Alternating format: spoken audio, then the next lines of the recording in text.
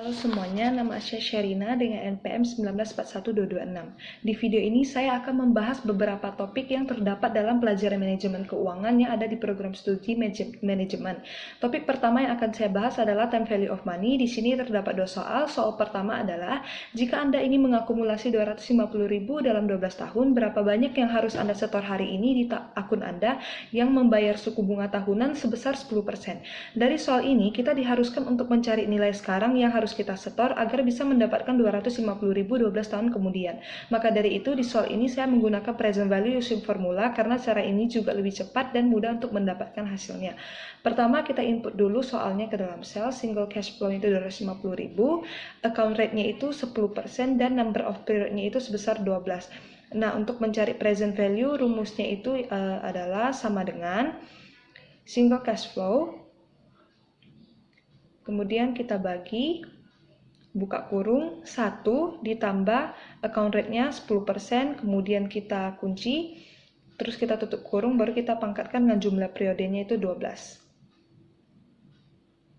Oke, setelah kita enter, ini hasilnya yaitu sebesar 79.657,70 dolar. Soal kedua adalah berapa 270.000 akan tumbuh di akun dalam 9 tahun jika diinvestasikan dari hari ini dengan tingkat bunga tahunan sebesar 9%.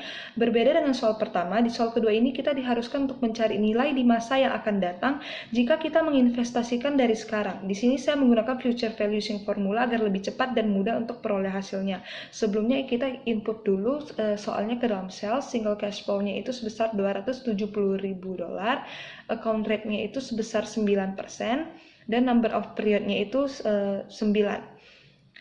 Untuk mencari future value-nya, di mana rumusnya adalah sama dengan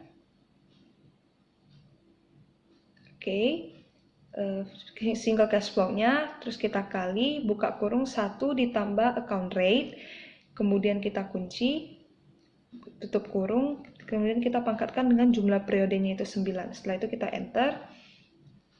Nah, inilah hasilnya itu sebesar 586.411,19 dolar. Selanjutnya topik kedua yang akan saya bahas yaitu tentang financial statement analysis. Financial statement analysis sangat penting karena dari hasil analisis dapat dijadikan sebagai acuan perkembangan bisnis. Di sini laporan yang saya ambil berasal dari PT Perusahaan Gas Negara Terbuka periode tahun 2018 dan 2019. Yang pertama saya akan mencari current ratio. Perhitungan ini dimaksudkan untuk mengetahui tingkat kemampuan perusahaan dalam memenuhi kewajiban jangka pendeknya. Untuk mencari current ratio, rumusnya adalah sama dengan total current asset dibagi total current liabilities. Setelah itu kita enter. Kita udah dapat hasil untuk 2018, selanjutnya 2019. Dari hasilnya di tahun 2018 dan 2019, perusahaan memiliki kemampuan yang cukup baik untuk memenuhi kewajiban jangka pendeknya karena sama-sama melewati angka 1. Tetapi apabila dibandingkan, tahun 2019 memiliki kemampuan yang lebih baik dibanding tahun sebelumnya karena memiliki current ratio yang lebih tinggi. Selanjutnya kita akan mencari quick ratio. Quick ratio digunakan untuk mengetahui tingkat kemampuan perusahaan untuk memenuhi kewajiban dengan aset yang memiliki tingkat likuiditas yang tinggi. Untuk mencari quick ratio, rumusnya adalah sama dengan current asset dikurang inventory. Sebelumnya maaf, kita kerjakan dalam kurung total current asset dikurang inventory, terus setelah kita tutup kurung, dibagi dengan total current liabilities. Sama untuk tahun 2019.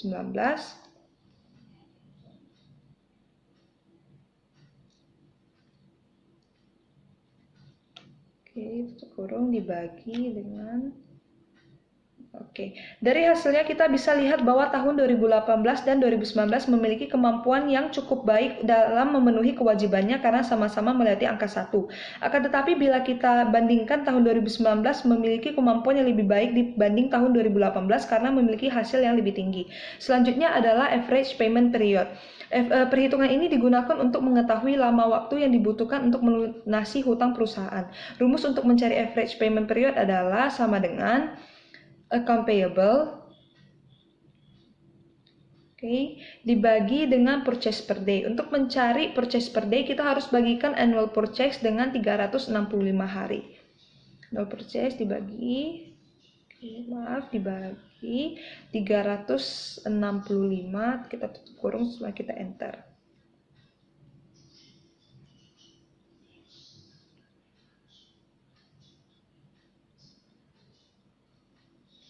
Annual purchase dibagi 365, kurung kita enter. Dari hasilnya, tahun 2018 memiliki hasil yang lebih baik karena hanya membutuhkan 43,53 atau 44 hari untuk melunasi hutang, sedangkan di tahun 2019 membutuhkan waktu selama 51,74 hari atau 52 hari. Selanjutnya, kita akan mencari average collection period. Perhitungan ini digunakan untuk mengetahui lama waktu yang dibutuhkan perusahaan untuk mengumpulkan piutang. Rumus untuk mencari average collection period adalah sama dengan account receivable dibagi dengan sales per day. Untuk mencari sales per day, kita harus bagikan annual sales dengan 365 hari.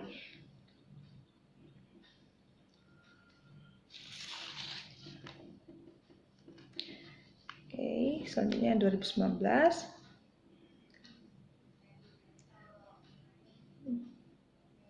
Account receivable dibagi buka kurung annual sales dibagi 365 tutup kurung kemudian enter.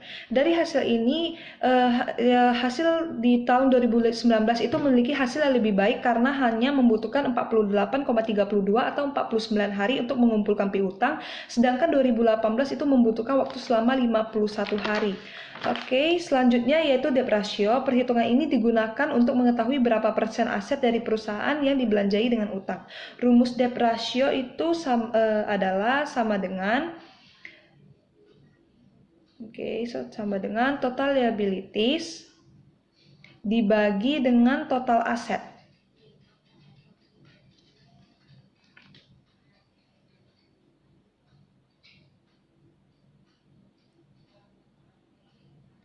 Dari hasilnya kita mengetahui bahwa di tahun 2018 60% aset dari perusahaan dibelanjai dengan utang dan untuk 2019 itu sebesar 56%. Artinya dari tahun 2018 sampai tahun 2019 debt ratio-nya mengalami penurunan, di mana hal tersebut adalah hal yang cukup baik.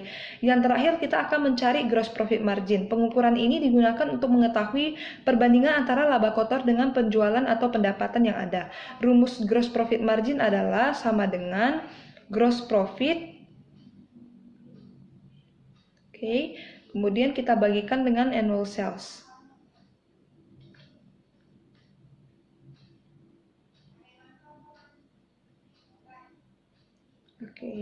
Dari hasilnya terdapat 34% laba kotor dari pendapatan di tahun 2018, sedangkan 2019 itu sebesar 32%. Hal tersebut tidak terlalu berpengaruh karena selisih jarak antara pendapatan dan beban pendapatan antara kedua tahun tersebut tidak jauh berbeda. Selanjutnya topik ketiga yang akan kita bahas adalah stock valuation. Di sini kita diharuskan untuk mencari stock valuation dengan 3 kondisi. Yang pertama yaitu zero growth, yang kedua yaitu constant growth, dan yang ketiga yaitu variable growth. Di sini dividen yang saya ambil berasal dari perusahaan gas negara terbuka tahun 2019 yaitu sebesar Rp41,56. Dan juga required return-nya yang kita dapat dari soal itu sebesar 10%. Sebelum kita mengerjakan soal, kita harus membuat tabel ini dulu. Untuk mencari zero growth yaitu dividen dibagi dengan required return-nya. Untuk constant growth itu sama dengan dividen dikali buka kurung 1 ditambah dengan constant growth-nya 7%, kita tutup kurung dibagi, kemudian kita buka kurung, required return dikurang dengan constant growth-nya itu 7%, kemudian kita tutup kurung, enter. Untuk mencari variable growth-nya, pertama kita insert dulu dividennya di tahun 0. Itu sebesar 41,56. Untuk mencari dividen tahun pertama yaitu sama dengan dividen tahun sebelumnya. Dikali buka kurung 1 ditambah 7% yang ada di variable growth, kemudian kita kunci, kemudian kita tutup kurung. Setelah itu kita enter, dan kita drag sampai tahun keempat. Nah, kita sudah dapat dividen tahun 1 sampai dengan 4. Untuk mencari nilai tahun kelima, rumusnya adalah sama dengan dividen tahun sebelumnya dikali buka kurung 1 ditambah 9% dari variable growth-nya, kemudian tutup kurung, bagi buka kurung required return-nya, 10% dikurang dengan variable growth-nya lagi 9%. Kita sudah dapat dividen value-nya. Selanjutnya kita harus jumlahkan dividen dengan value-nya.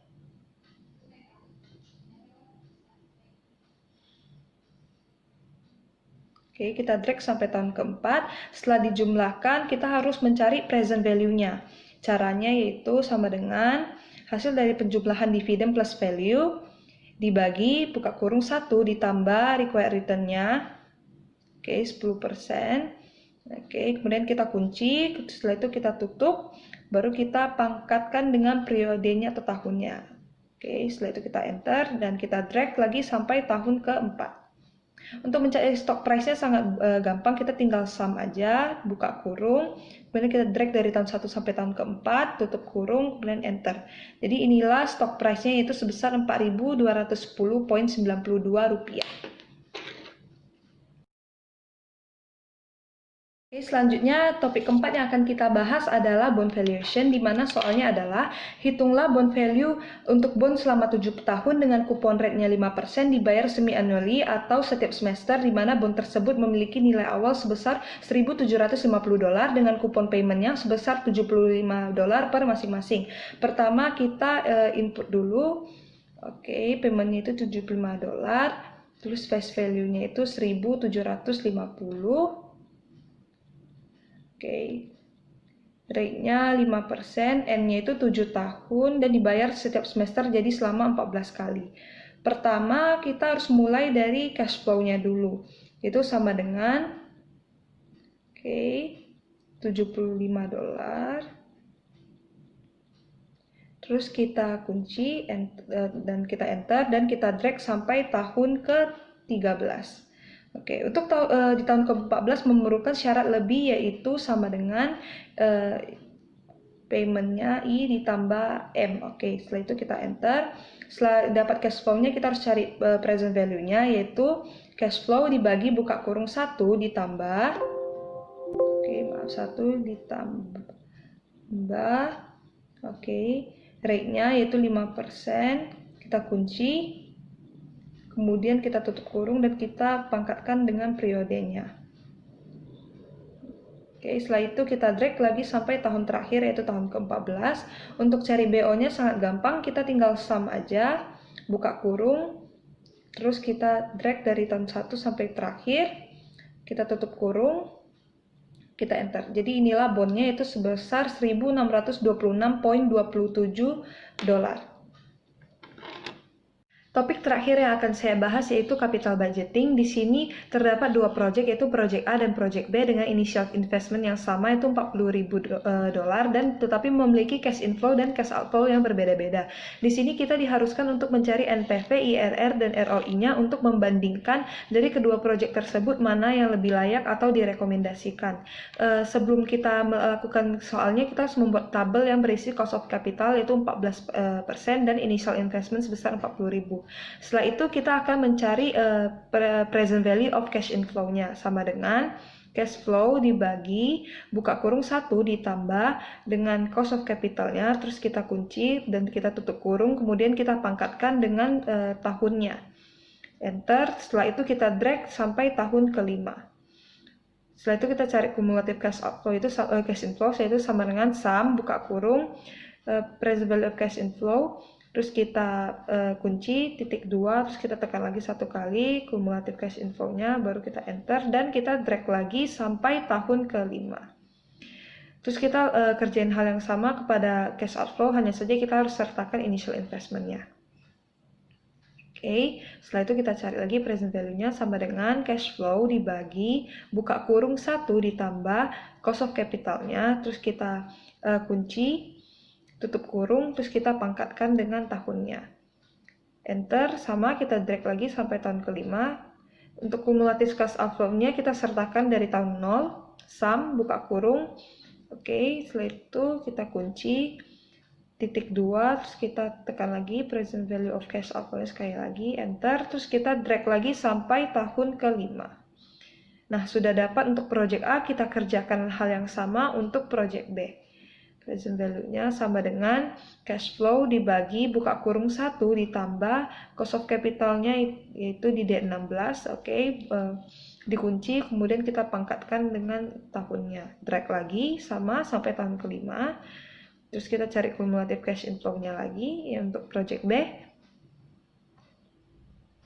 PV of cash inflow dikunci, titik 2, tekan lagi 1 kali, ditutup, baru kita drag lagi sampai tahun ke-5. Oke, selanjutnya yang project B kita sertakan lagi initial investment-nya. Oke, setelah itu kita cari PV of cash inflow-nya. Rumusnya sama. Rumus untuk PV of cash outflow. Kita drag lagi sampai tahun ke-5. Setelah itu kita cari kumulatif cash outflow untuk project B. Setelah itu kita drag lagi sampai tahun ke-5. Oke, setelah kita dapat hasilnya, kita akan cari NPV, IRR, dan ROI. Tetapi sebelum itu kita harus membuat helper cell for function. Ini caranya hanya sama dengan min initial investment-nya, terus enter. Terus ini didapatkan dari pengurangan dari cash inflow dikurang dengan cash outflow. Oke, setelah itu kita cari NPV dalam cara manual, itu sama dengan kumulatif cash inflow tahun terakhir dikurangin dengan kumulatif cash outflow tahun terakhir. Untuk rumusnya itu sama dengan NPV buka kurung cost of capital, oke, koma, terus yang ini kita drag dari tahun 1 sampai ke-5, terus tutup kurung ditambah dengan initial investment-nya. Oke, terus kita enter. Untuk IRR-nya rumusnya sama dengan IRR buka kurung, terus kita kunci ini semua, tutup kurung, terus kita enter. ROI-nya yaitu sama dengan nilai NPV dibagi dengan kumulatif cash outflow tahun terakhir. Oke. Sudah dapat untuk hasil yang project A, kita cari yang project B sama dengan kumulatif cash inflow tahun terakhir dikurang kumulatif cash outflow tahun terakhir. Oke, sama dengan NPV buka kurung cost of capitalnya, terus koma, kita drag ini 1 sampai 5, terus tutup kurung ditambah dengan initial investment-nya. Untuk cari IRR sama dengan IRR buka kurung, terus kita drag ini dari tahun 0 sampai tahun ke-5, terus kita enter. ROI-nya itu sama dengan nilai dari NPV, oke, dibagi dengan kumulatif cash outflow tahun terakhir. Oke, sudah kita dapat. Dilihat dari hasil perhitungan dengan menggunakan CBT, lebih baik kedua proyek tersebut tidak diambil oleh perusahaan karena tidak menghasilkan keuntungan, malahan akan merugikan perusahaan. Tetapi apabila harus mengambil salah satu, lebih baik perusahaan mengambil proyek A karena memiliki tingkat kerugian yang lebih rendah dibanding dengan proyek B. Ini kita juga terdapat soal bonus di mana berdasarkan dari pengetahuan Anda tentang investasi, instrumen investasi manakah yang menurut Anda paling layak untuk millennials dan jelaskan mengapa. Jawaban saya yang pertama itu deposito di bank. Menurut saya investasi yang cocok untuk millennials adalah deposito di bank. Deposito di bank termasuk investasi yang cukup aman karena mayoritas bank diawasi oleh OJK maupun BI dan uang nasabah juga dijamin oleh LPS. Sehingga memilih deposito di bank untuk investasi cukup aman dan minim resiko bagi millennials yang pada umumnya merupakan pemula akan tetapi ingin mencoba untuk investasi. Yang kedua itu jual beli mata uang asing. Investasi ini layak untuk dicoba karena sangat mudah untuk dipahami. Selain itu, keuntungan yang didapatkan juga cukup baik. Resiko yang ada juga cukup minim. Yang harus kita lakukan adalah membeli mata uang asing saat kurs jualnya rendah dan menjualnya saat kurs belinya itu tinggi. Dengan demikian kita akan memperoleh keuntungan dari selisih kurs pada saat kita menjual dan membelinya. Demikian untuk pembahasan saya di video kali ini. Semoga kalian suka. Terima kasih.